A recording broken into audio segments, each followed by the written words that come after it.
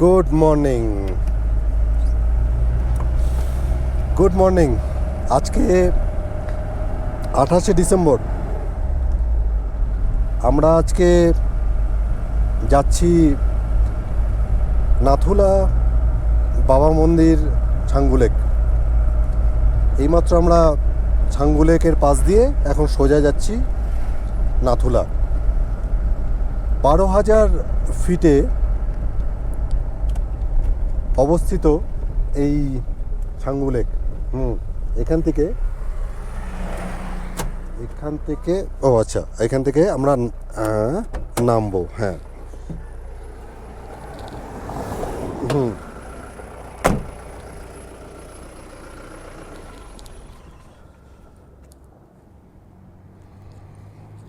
এই হচ্ছে ছাঙ্গু লেক।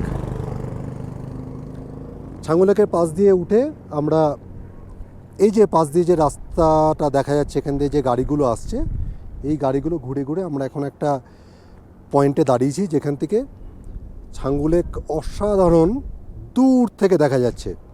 তো এই হচ্ছে অপূর্ব দৃশ্য, দেখুন।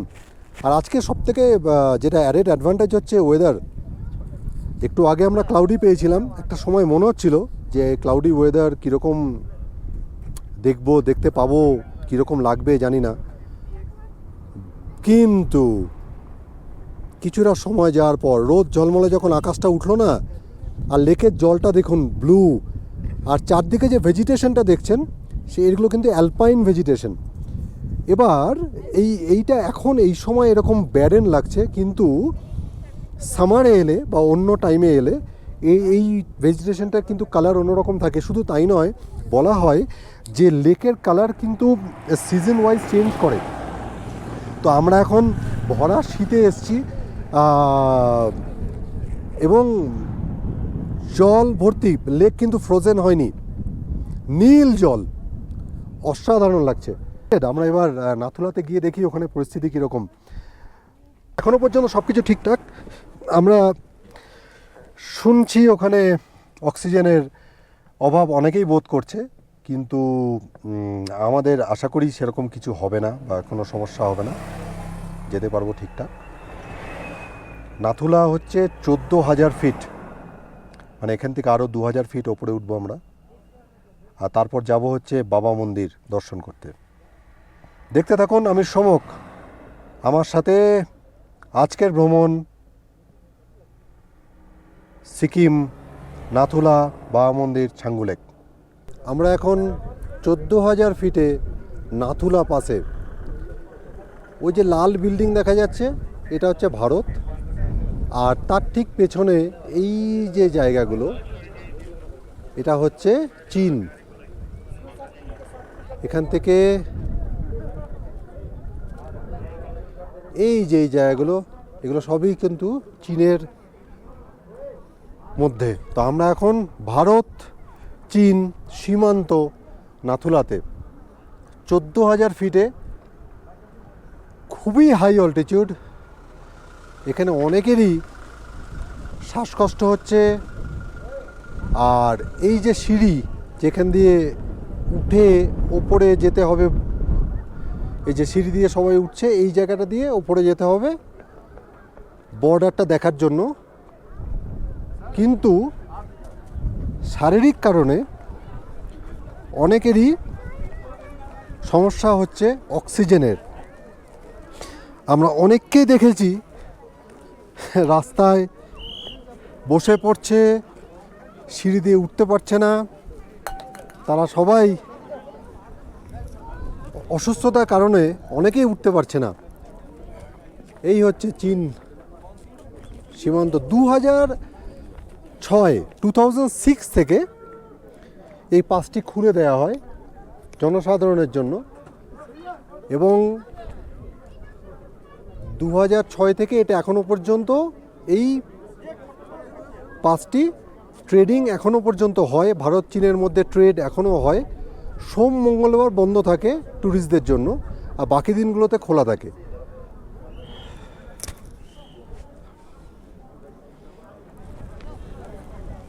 চরম ঠান্ডা। তো সেরকম অসুবিধা আমাদের হয়নি, কিন্তু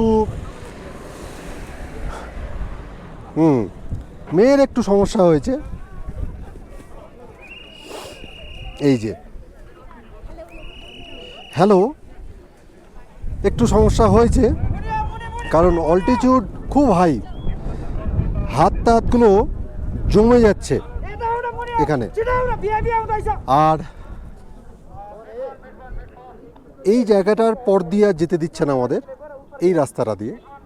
ট্যুরিস্টদের এই পর্যন্ত ট্যুরিস্টরা আসবে, এইখান দিয়ে আমরা গাড়ি নিয়ে এসেছিলাম, গাড়ি আমাদেরকে এখানে ড্রপ করে দিয়েছে।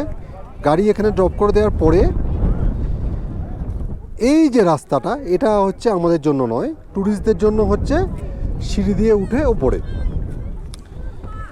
1962 সালে যুদ্ধের পর এই পাস বন্ধ থাকে। 2003 থেকে অটল বিহারী বাজপেয়ীর আমলে আলোচনা শুরু হয় এই পাসটি খোলার জন্য, তারপর এই পাস খোলা হয়। কোনো এক স্পেশাল ভিআইপি পাস হচ্ছে এখন। হ্যাঁ, যা বলছিলাম, 1962 সাল থেকে এ পাস বন্ধ ছিল। 1965 সালে যখন ভারত পাকিস্তান যুদ্ধ হচ্ছে, তখনও চীন এখানে বিল্ড আপ করেছিল, লড়াইয়ের প্রস্তুতি নিয়েছিল। তখন থেকেই 62 সালের পর থেকে এটা বন্ধ। 2003-এ যখন অটল বিহারী বাজপেয়ী, তখন থেকে প্রচেষ্টা শুরু হয় পাসটি খোলার, কিন্তু 2004-05 নানা সমস্যার কারণে এই পাস খোলা সম্ভব হয়নি। 2006-তে এই পাস খুলেছে।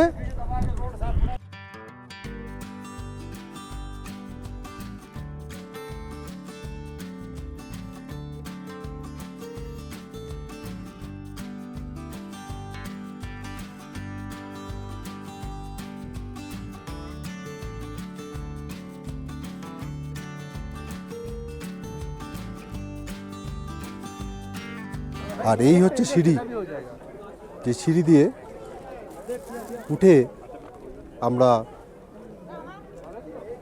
বর্ডারটা দেখতে পাবো। আর পেছনে ওই দিকটা হচ্ছে চীন।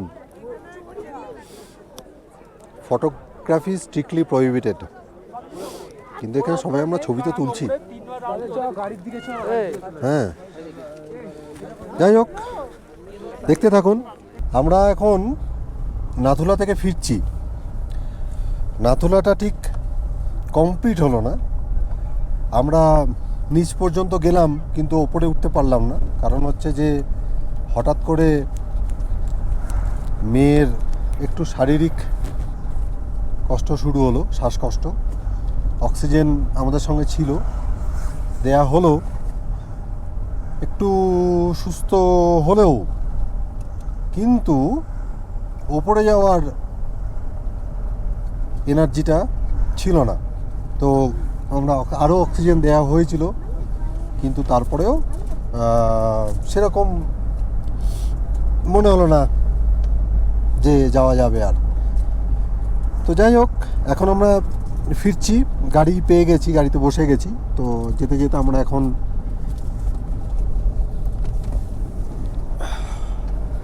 আমরা যাব বাবা হরভজন সিংয়ের মন্দিরে। এইখান থেকে এই ভিউটা দারুণ ভিউ আসছে, দারুণ ভিউ। আজকে ওয়েদারটা খুব ভালো ছিল, ফগলেস, রৌদ্র ঝলমল দিন, আর দারুণ। এদিকে ভ্যালিটা নিচে খুবই সুন্দর আসছে। সিকিম যখন ব্রিটিশরা টেক ওভার করে 18th সেঞ্চুরিতে, তখন ব্রিটিশদের মাথায় আসে যে আমরা এখানে যদি একটা ট্রেড রুট বানাই, তিব্বত আর ভারতের মধ্যে যদি একটা ট্রেড রুট হয় তাহলে খুব ভালো হয়। তো তার জন্য ওরা 1873-এ এ নিয়ে গবেষণা শুরু করে রীতিমতো, কীভাবে একটা ট্রেড রুট বানানো যায়, কোন কোন রাস্তা দিয়ে ট্রেড রুট বানানো যায়। তার জন্য তারা মানে রীতিমতো এটা নিয়ে কাজকর্ম শুরু করে। তখন অনেক এক্সপেডিশন এই দুটি পাসের মধ্যে তখন মূলত যাতায়াত হতো। নাথুলাটা কিন্তু ফার্স্ট প্রেফারেন্স ছিল না, ফার্স্ট প্রেফারেন্স ছিল হচ্ছে জেলেপলা। কিন্তু সময়কালে আস্তে আস্তে সবই কিন্তু নাথুলাটাকে প্রেফার করে।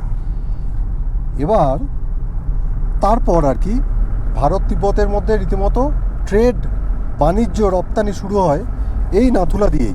মানে নাথুলাটা তখন ফেভারেবল হয়ে যায় আর কি। তখনও পর্যন্ত কিন্তু নাথুলা মোটরেবল রোড ছিল না, মানে তখন কিন্তু সবই এক্সপেডিশন যাই যেত, ঘোড়া, তারপর গাধা পিঠে চড়ে এইভাবে যেত আর কি। তো তারপরে কি হলো, ভারত স্বাধীন হওয়ার পর 1947-এ ভারত স্বাধীন হওয়ার পরে 1950-এর দশকে এখানে মোটরেবল রোড বানানো শুরু হয়। কিন্তু ততদিনে আর তিব্বত নেই, তখন কিন্তু চীন। আগে যেটা ছিল তিব্বত রাজত্ব করত, ওখানে চাইনিজদের কোনো সেটেলমেন্ট রাখতে দিত না। পরে চাইনিজরা এসে তিব্বতীদের ওখান থেকে সরিয়ে দেয়, নিজেরা রাজত্ব করতে শুরু করে। তো স্বাধীনতার পরে আমাদের কাছে ওটা চীন।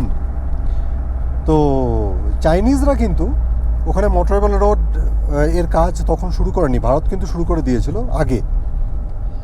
তারপরে শুরু হয় ভারত চীন যুদ্ধ 1962-তে। এই যুদ্ধ এমনই ভয়ঙ্কর ছিল এবং সেই জন্য এই পাসটি বন্ধ করে দেওয়া হয়। এই পাস তারপর খোলে 2006-তে। এখন এখানে আর্মি প্রেজেন্স, প্রচুর আর্মি প্রেজেন্স। আর প্রচুর গাড়ির লাইন। বিশেষ করে ফেস্টিভ টাইমে যদি আসবেন তাহলে তো এইটুকু ভুগতে হবেই। আমরা সকাল 8টায় বেরিয়েছিলাম, এখানে পৌঁছালাম দুপুর 1টা। এখানে আমরা বেশিক্ষণ না, এখানে আমরা আধা ঘন্টা মতো দিতে পেরেছিলাম। তো এখন আমরা যাচ্ছি হচ্ছে হরভজন সিং বাবার মন্দিরে। ভারত মাতা কি জয়। আমরা এখন হরভজন সিং মন্দিরে। এখানে এলে একটা আশ্চর্য দেশের প্রতি ভালোবাসা জাগবেই। আমরা এখন হরভজন সিং মন্দিরে। আর দেখুন চারদিকে পাহাড়টা দারুণ লাগছে। ওইদিকে চাঁদটাও আছে, ওই যে চাঁদ। আর এই হলো বাবা হরভজন সিং এর মন্দির। আর পাশে ফ্ল্যাগটা দেখুন, তিরঙ্গা, দারুণ।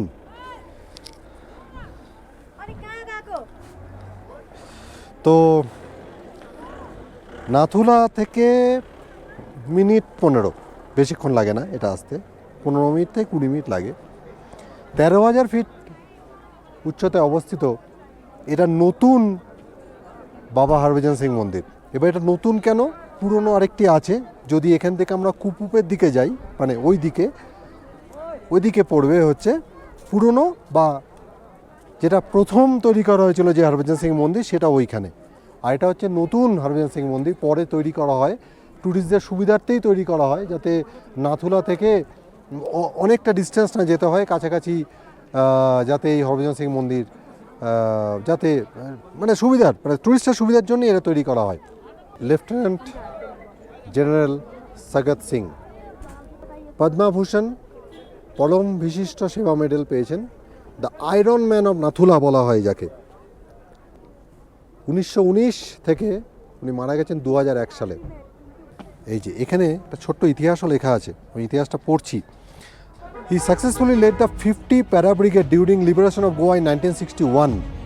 In 1965, while commanding 17 Mountain Division, His firm resolve and dynamic leadership were instrumental in saving Natula from Chinese occupation. It was under his leadership that the insurgency in the state of Mizoram was brought under control.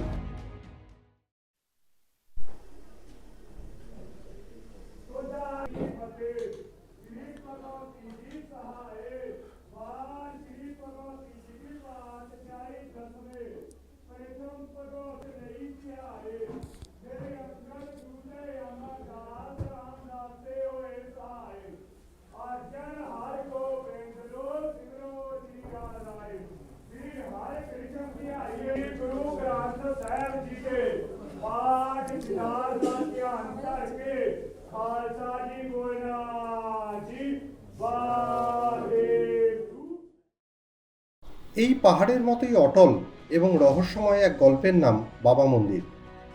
এই মন্দিরটি কোনো স্বাভাবিক দেবস্থল নয়। এটি নির্মিত বাবা হরভজন সিং নামে একজন ভারতীয় সৈনিকের স্মৃতিতে, যিনি 1968 সালে এই পাহাড়ি পথ পেরোতে গিয়ে নিখোঁজ হন এবং পরবর্তীতে মৃত্যুবরণ করেন।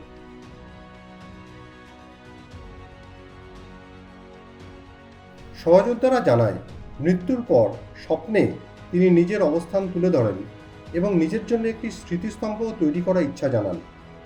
সেই ইচ্ছা অনুযায়ী এখান থেকে 9 কিলোমিটার দূরে পুরনো বাবা মন্দিরটি তৈরি করা হয়। কিন্তু গল্প এখানেই শেষ নয়। বিশ্বাস করা হয় বাবাজি শরীর না থাকলেও তার আত্মা আজও এই পাহাড়ে রয়ে গেছে। স্থানীয় মানুষ আর সেনাদের বিশ্বাস, তিনি এখনও এই সীমান্ত এলাকাকে রক্ষা করেন, সেনাদের পাহারা দেন এবং বিপদের আগাম সংকেত দেন। এই বিশ্বাস থেকেই এই উচ্চ পাহাড়ের মাঝে গড়ে উঠেছে এই স্মৃতি মন্দির, যা আজও সাহস, কর্তব্য আর আত্মত্যাগের প্রতীক হয়ে দাঁড়িয়ে আছে।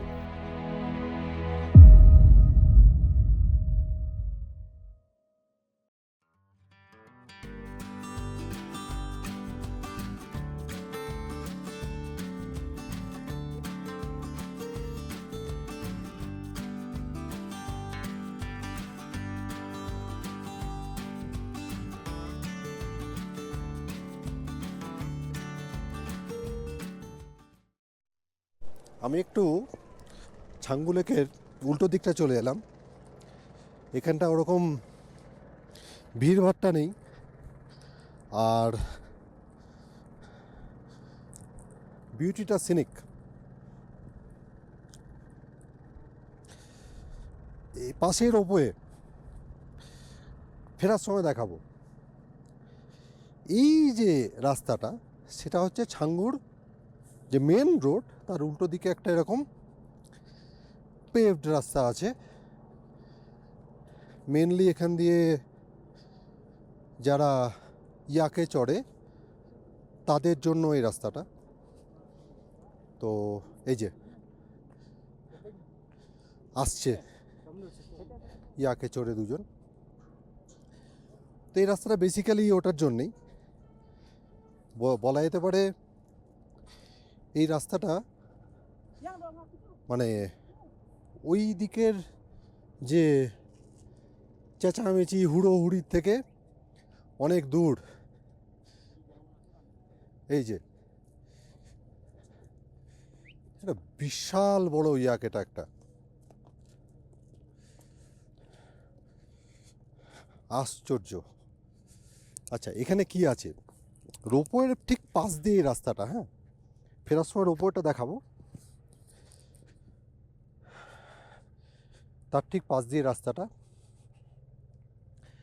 এখানে হাওয়াটা একটু কম, মানে নাথুলাতে হাওয়ার পরিমাণটা ছিল মানে মানে সাদে নাথুলাকে ওর যে নাম, ওর আর এক নাম হচ্ছে the whistling pass, because of the strong wind. এত বাতাস ওখানে, মানে ওখানে না দাঁড়িয়ে থাকতে পারবেন না, মানে এত বাতাস। তো সেই জন্যই মনে হয় ওর সঠিক নামকরণ হয়েছে দ্য হুইসলিং পাস। কিন্তু এখানে কিন্তু বাতাস কম, মানে ওরকম নেই, আছে কম। এই হচ্ছে রাস্তাটা। হ্যাঁ, আর দেখুন অসাধারণ অসাধারণ। ওহ, ওপরে মেঘটা আবার ভাসছে। ওপরে মেঘটা কিন্তু ক্রমশ ওটা চীনের দিকেই চলে যাচ্ছে সম্ভবত। রাস্তাটা দেখুন কত ফাঁকা, শুধুমাত্র কয়েকজন এ রাস্তা দিয়ে হাঁটছে।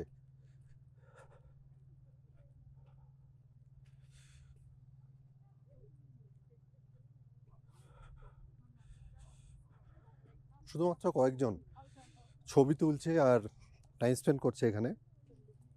ওভারঅল এখানে আর কেউ নেই। রাস্তাটা পরিষ্কারও আছে। তো মাইগ্রেটরি বার্ডস ওদিকটা অনেক দেখলাম, পাখিরা আছে, কিন্তু এদিকটাতে মানে আমি যে দিকটা দিয়ে এখন আসছি সেদিকটাতে সেরকম কিছু দেখছি না। আর এদিকে প্রেয়ার ফ্ল্যাগস দিয়ে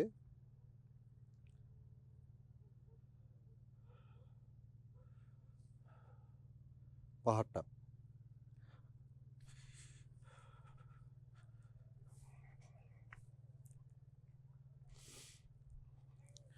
এখানে একটু উঁচু জায়গা আছে। আর তার পাশে দেখলাম একটা আহ, সাজানো মতো একটা জায়গা আছে যেখানে দাঁড়িয়ে হয়তো ছবি তোলা যায়। এই হলো ছাঙ্গু লেকের আসল দৃশ্য। এখান থেকে মনে হয় পাওয়া যাবে। ওদিকটা তো প্রচুর লোকজন, যদি ভালো করে দেখতে হয় এই হচ্ছে জায়গা। নানা রকম গাছ হয়েছে এখানে।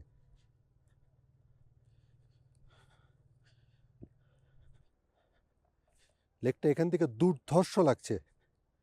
আমরা ঠিক ওই জায়গাটা গিয়ে ছবিটা তুলবো।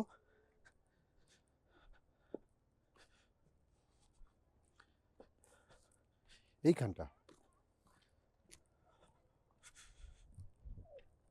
ওই যে ওইখানটাও যাওয়া যায়, এখানটাও যাওয়া যায়।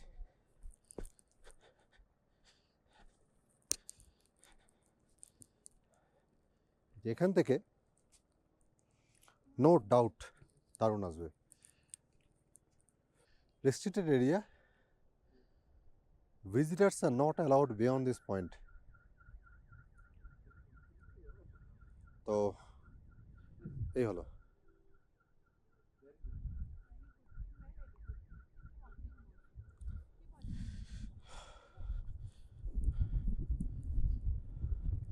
বলুন কেমন লাগছে? দেখার মতো, বিউটিফুল। ভাষায় প্রকাশ করা কঠিন, এত সুন্দর দৃশ্য। লেকের জলটা কিন্তু কালারটা সকালে ব্লু, এদিক থেকে কিন্তু কালারটা আবার একটু ব্রাউন, কারণ ওই ইয়েটা আসছে, ওই পাহাড়ের প্রতিফলনটা পড়ছে এবং সেই কালারটা নিচ্ছে। অসাধারণ অসাধারণ। এইবার ফেরার পালা, কারণ গাড়িতে ওরা ওয়েট করছে, আমরা যাব। তবে রোপওয়েটাও দেখাবো। হ্যাঁ, এখানে এলে গরম কাপড় মাস্ট, অনেক লেয়ারের গরম কাপড় মাস্ট। আর অক্সিজেন সঙ্গে ক্যারি করলে খুব ভালো হয়, কর্পূর অক্সিজেন বা ওই ধরনের কিছু। তো ছাঙ্গু লেকে অতটা অসুবিধা হবে না, অসুবিধা হবে নাথুলাতে। আর ডিসেম্বর একদম শেষ, এখন কনকনে ঠান্ডা যাকে বলে। তো আমরা এখন ফিরছি। আমরা এখন যাওয়া হচ্ছে লাঞ্চে। এখানে একটা জায়গায় আমরা বলে এসেছি, সেখানে ওরা আমাদেরকে লাঞ্চ দেবে। আমরা রাইস আর এগ চিকেন সবই বলা হয়েছে, দেখা যাক। ওই একটু পরেই, মানে নেক্সট আধা ঘন্টা পরেই ওখানে আমরা পৌঁছে যাব। আর এই রাস্তাটা দিয়ে অবশ্যই ছাঙ্গুলে গেলে এই রাস্তাটা নেবেন। এই রাস্তাটা না এলে কিন্তু লেকের মজাটা নেই। যদিও এখানে কিন্তু সূর্য আলো পাবেন না, সূর্য আলো সবই ওই দিকে। কিন্তু যদি দেখতে হয় সুন্দর করে পাহাড়টাকে আর লেকটাকে, তাহলে এটাই হচ্ছে জায়গা মাস্ট। মানে ওদিকটা যখন ছবি তোলা শুরু করেছিলাম তখন মনটা ঠিক ভাল লাগছিল না। আওয়াজ, তার মধ্যে ব্লেয়ারিং মিউজিক, আমি বুঝি না পাহাড়ে সঙ্গে এখানকার সঙ্গে লাউড মিউজিকের কী সম্পর্ক আমি বুঝি না। অপ্রয়োজনীয় থাক না, এখান নেচারটাকে নেচারের মতো থাকুক, আমরা আসি, দেখি, চলে যাই। না, মিউজিক তো দিতেই হবে। ওই হচ্ছে রোপওয়ের,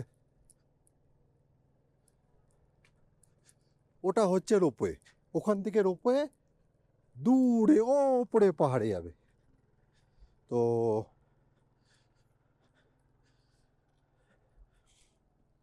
রোপওয়ের যে এন্ট্রিটা সেইটা দেখাবো। আর আমাদের গাড়ি দাঁড়িয়ে আছে হচ্ছে ওই দিকটায়।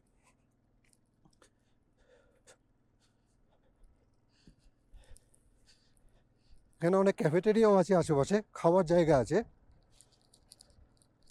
আর তো এখানে এসে অনেকে আপনারা লাঞ্চ করতেই পারেন, টিফিন করতে পারেন। হ্যাঁ, এইবার হচ্ছে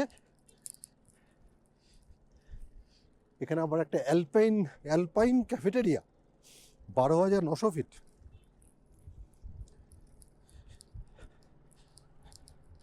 তো এক্সেলেন্ট। এই জায়গাটা না এলে কিন্তু মন ভরতো না, বিশেষ করে এই যে রোপওয়ের এন্ট্রি পয়েন্ট। এই হচ্ছে রোপওয়ের এন্ট্রি পয়েন্ট।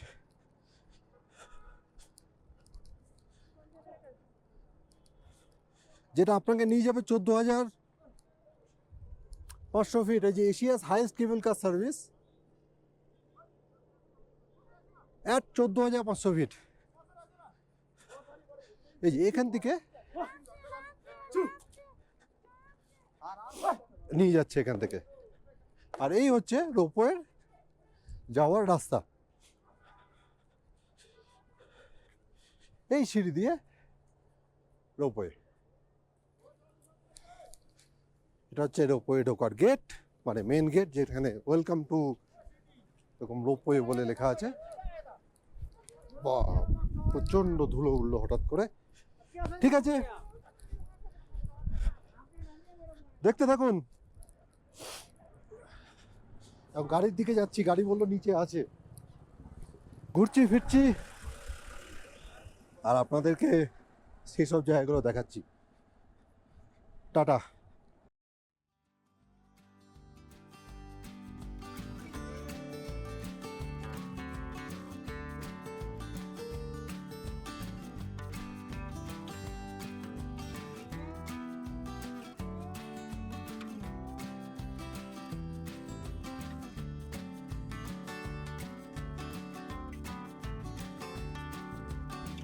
এই ছিল আমাদের সিকিম ভ্রমণের শেষ পর্ব। এখানেই আপাতত বিদায় নিচ্ছি। এই সিরিজ কেমন লাগলো নিচে কমেন্ট করে অবশ্যই জানাবেন। ভিডিওটি ভালো লাগলে লাইক করুন, চ্যানেলটি সাবস্ক্রাইব করুন এবং পাশে থাকুন আগামী নতুন ভ্রমণের গল্পে। ততদিন পর্যন্ত বিদায়, আবার দেখা হবে।